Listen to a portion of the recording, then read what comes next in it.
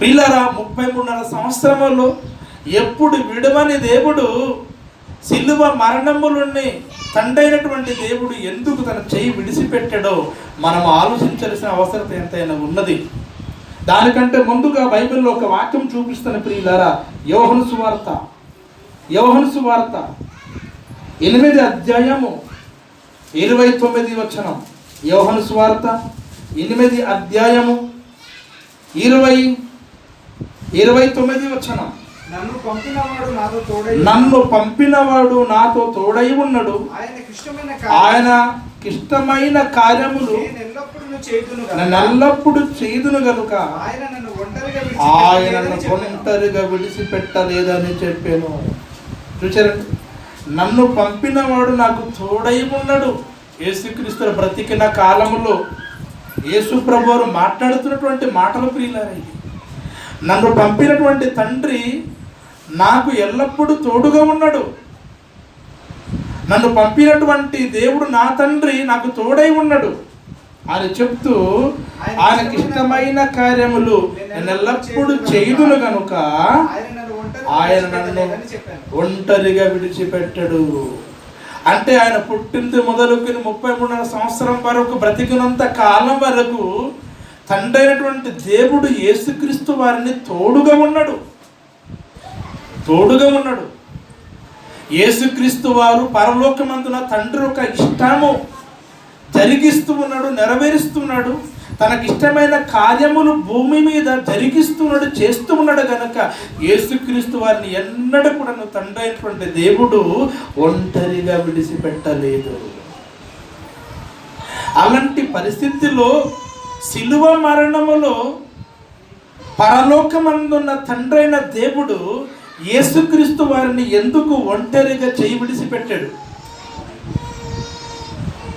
ఎన్నడూ కూడా చెయ్యి విడవని దేవుడు తండ్రి, ఎన్నడూ కూడా ఒంటరిగా చెయ్యి విడవని సృష్టికర్త అయిన దేవుడు ఆ సిలువ మరణములో యేసుక్రీస్తు వారిని ఎందుకు విడిచిపెట్టాడు అన్నటువంటిది మనము ఆలోచించాల్సిన అవసరం ఉంది.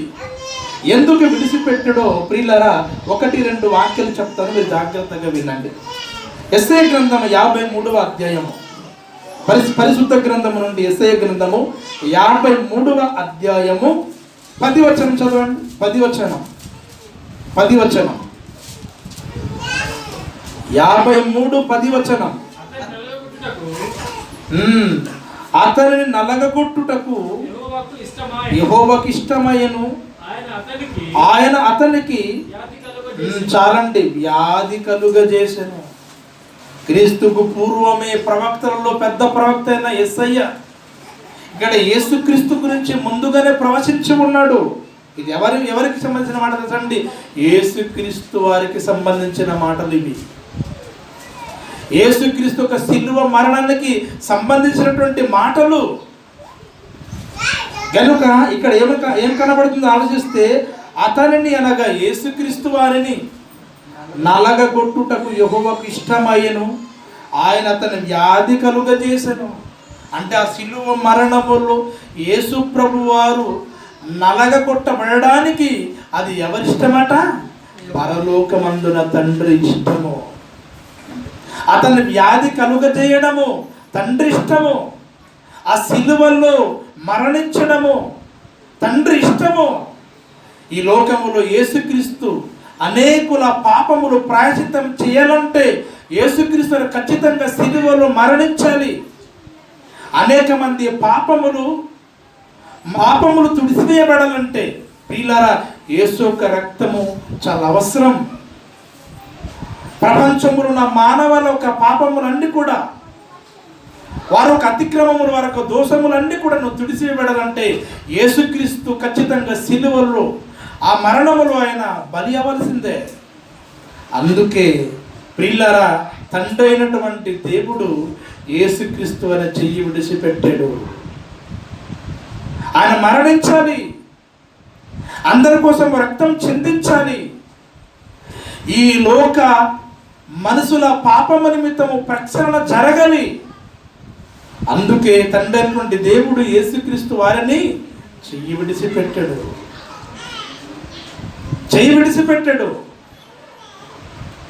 అది గమనించినటువంటి యేసుక్రీస్తు వారు ఏమన్నారు తెలుసండి?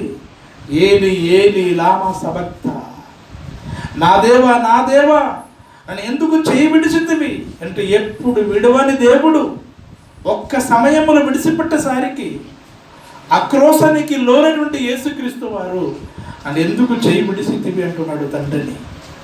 గనుక తండ్రి ఎందుకు విడిచిపెట్టాడంటే, యేసుక్రీస్తు అని నలగగొట్టడం తండ్రికి ఇష్టము. ఆ దేవుని ప్రణాళిక, దేవుని ఉద్దేశం. అందుకే యేసుక్రీస్తు వారిని తండ్రి అయిన దేవుడు చెయ్యి విడిచిపెట్టడం జరిగింది. కొన్ని సందర్భముల్లో దేవుడు మమ్మల్ని కూడాను చెయ్యి విడిచిపెడుతూ ఉంటాడు. కొన్ని సందర్భంలో భక్తులను దేవుడు చెయ్యి విడిచిపెడుతూ ఉంటాడు. చూద్దాం, బైబిల్లో మనం చూసినట్లయితే యోబు గ్రంథంలో ఒక మాట కనబడుతుంది. యోబు విషయంలో దేవుడు ఎలా చెయ్యి విడిచిపెట్టాడో ఒక వాక్యం చూపిస్తాను ప్రియులారా. యోబు గ్రంథము 1వ అధ్యాయము 12వ వచనం. యెహోవా ఇదిగో అతనికి కలిగిన సమస్తమును నీ వశములో ఉన్నది, అతనికి ఏ మాత్రము ఏ హాని చెయ్యకూడదని అపవాదికి సెలవీయగా వాడు యెహోవా సన్నిధి నుండి బయలు వెళ్ళెను. ఒక దినము ఏం జరిగిందట? దేవదూతలు యెహోవా సన్నిధి నిలుచుటకై ఒక దినము ఏమైందండి? తటస్థించిన బైబిల్లో వ్రాయబడింది. కనుక ఆ దేవదూతలతో పాటు ఎవరు వెళ్ళిపోయారు? అపవాది సాతానుడు కూడా పరలోకానికి వెళ్ళిపోయాడు. అపవాదిని చూసినటువంటి తండ్రి అయిన దేవుడు ఏమన్నాడు? ఎక్కడ నుండి వచ్చితివి అన్నాడు. వాడేమన్నాడు తెలుసండి? ఇదిగో నేను భూమి మీద ఇటు అటు సంచరించి వచ్చి తిని అన్నాడు. అప్పుడు దేవుడు ఏమన్నాడంటే అపవాదితో, నా సేవకుడైన యోబు సంగతి నీకు తెలుసా? ఆడు భూమి మీద యథార్థపరుడు, నాయందు భయము భక్తి కలిగిన వ్యక్తి, చెడుతనమును విసర్జించువాడు అని యోబు గురించి తండ్రిన దేవుడు గొప్పగా చెప్పుకుంటే, అప్పుడు అపవాది అంటాడు ఏమనంటే, అతడు ఊరకాయే నీయందు భయభక్తులు కలిగిన వాడగా లేడు, అతడికి సమస్తమిచ్చావు, పనివారిచ్చావు, గొర్రెలు మేకలు ఒంటెలు పిల్లలు సమస్తము నీవిచ్చావు కనుక నీయందు భయం భక్తి కలిగి ఉన్నాడు. నీవిచ్చినటువంటిది కానీ ఒక్కసారిగా నాశనం చేసావనుకో నిన్ను విడిచిపెడతాడు.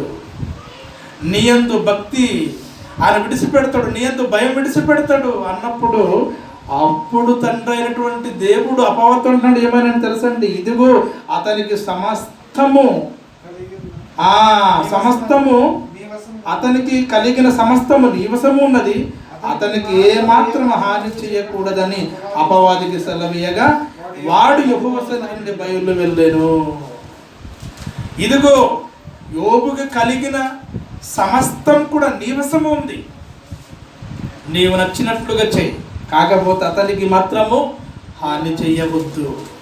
అంటే ఈ సందర్భంగానే మనం జాగ్రత్తగా ఆలోచించినట్లయితే అపవాది యోబుని శోధించడానికి, అపవాది యోబుని ప్రియులారా మరి కృంగదీయడానికి దేవుడు యోబు గారిని విడిచిపెట్టాడు. కానీ యోబు గారు దేవుణ్ణి గెలిపించాడు. ఈ సంగతి యోబు గారికి తెలియదు, కానీ యోబు గారు దేవుని గెలిపించాడు. ప్రియులారా అపవాది శోధించడానికి యోబుని దేవుడు విడిచిపెట్టాడు. కొన్ని సందర్భంలో మనం కూడా మన కడుపున పుట్టిన పిల్లల్ని విడిచిపెడుతూ ఉంటాము. మీ పిల్లలు ఏదైనా సైకిల్ ఇచ్చారనుకోండి, సైకిల్ ముందు నేర్పిస్తారు. కొన్ని సందర్భంలో మరి కొంత కాలం పోయిన తర్వాత మీ పిల్లల్ని వాళ్ళ మట్టుకు వాళ్ళ సైకిల్ తొక్కడానికి విడిచిపెడతారు. మీ పిల్లల్ని కొన్ని సందర్భంలో పోషించినంత వరకు పోషిస్తారు. ఎదుగుతున్న కొలది మీ పిల్లల్ని వాళ్ళ మట్టుకు వాళ్ళ బ్రతకాలని మీరు విడిచిపెడతారు. అదేవిధంగా దేవుడు కూడాను యేసుక్రీస్తు వారిని విడిచిపెట్టాడు. అంటే యేసు ప్రభుని తండ్రి అయిన దేవుడు వ్యతిరేకి కాదు, శత్రువు కాదు. యేసు ప్రభు మీద ప్రేమ, ఈ భూమి మీద ఉన్న మనుషుల మీద అపారమైన ప్రేమ ఉండడం బట్టే విడిచిపెట్టడం వలన ఈ ప్రపంచానికి ప్రక్షాళన జరుగుతుంది. ఈ ప్రపంచానికి పాప పరిహారం జరుగుతుంది యేసుక్రీస్తు ద్వారా. అందుకే తండ్రి అయినటువంటి దేవుడు యేసుక్రీస్తు వారిని విడిచిపెట్టాడు. బైబిల్లో ఒక మాట వ్రాయబడింది, ప్రేమించిన తండ్రి కుమారుని శిక్షించును. యేసుక్రీస్తు మీద అపారమైనటువంటి ప్రేమ తండ్రికి ఉండడం బట్టే యేసుక్రీస్తు అని శిక్షించాడు. ఆయన శిక్ష ద్వారా ఈ ప్రపంచంలో ఉన్నటువంటి మనుషులందరికీ రక్షణ, ఆయన ఒక మరణము ద్వారా, ఆయన ఒక ఒక ప్రోక్షణ ద్వారా ప్రపంచ మానవులందరూ కూడాను పరిశుద్ధులుగా మారే అవకాశం ఉంది. కనుకనే ప్రియులారా, తాను ప్రేమించినటువంటి యేసుక్రీస్తు వారిని సిలువలో పరలోకమందున్న తండ్రి అయిన దేవుడు శిక్షించడానికి, మరణించడానికి, రక్తము చిందించడానికి, ఆయన గాయపరచడానికి, నలగగొట్టడానికి పరలోకమందున్న దేవుడు యేసు ఒక చెయ్యిని విడిచిపెట్టాడు. నిజంగా నా సమయంలో కానీ యేసు ప్రభు ఒక చెయ్యి కానీ విడిచిపెట్టకుండా ఉంటే ఈరోజు ఆ సిలువలో ఈరోజు నీకు నాకు రక్షణ వచ్చేది కాదు. ఈరోజు నీవు క్రీస్తు రక్తంలో కడగబడి పరిశుద్ధుడుగా మారి ఉండబడు కావు. నీవు యేసుక్రీస్తు చెయ్యి విడిసిన వెనకతలో ఉన్న పరమార్థం ఏంటంటే ఈరోజు నీకు రక్షణ వచ్చింది, మోక్ష మార్గం ఏంటో మనకి తెలిసింది. గనుక ప్రియులారా, ఏలి ఏలి లామా సబక్త అంటే అర్థం ఏంటి తెలుసండి? నా దేవా నా దేవా నన్ను ఎందుకు చెయ్యి విడిచితివి? ఎందుకు దేవుడు విడిచిపెట్టాడంటే నీకోసం నా కోసం. ఆ సిలువలో యేసుక్రీస్తు నలిగిపోవాలి, సిలువలో యేసుక్రీస్తు వారు గాయపరచబడాలి, ఆ సిలువలో యేసుక్రీస్తు రక్తము చిందించాలి, ఆ సిలువలో యేసుక్రీస్తు బలి పశువుగా మారాలి.